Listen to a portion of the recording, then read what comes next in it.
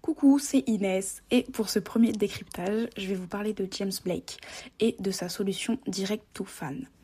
Alors en mars dernier, James Blake, donc un artiste britannique, auteur, compositeur, interprète, a exprimé son mécontentement face à certains aspects de l'industrie musicale et notamment la pression qu'il ressent face à l'impact des réseaux sociaux et des labels sur sa carrière.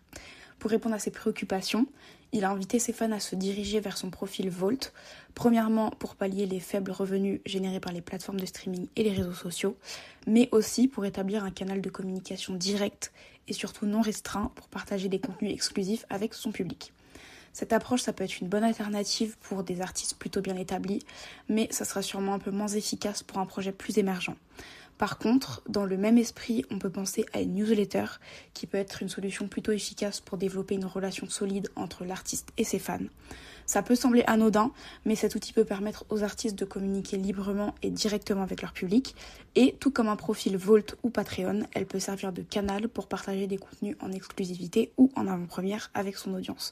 Parce qu'en effet, les canaux de communication directs font partie des moyens les plus fiables et durables pour qu'un artiste se connecte avec son public sans intermédiaire. Merci d'avoir suivi cet épisode jusqu'au bout. N'hésitez pas à vous abonner à notre newsletter en scannant le QR code qui s'affiche à droite de l'écran ou en cliquant sur le lien dans la description. À très bientôt pour le prochain épisode.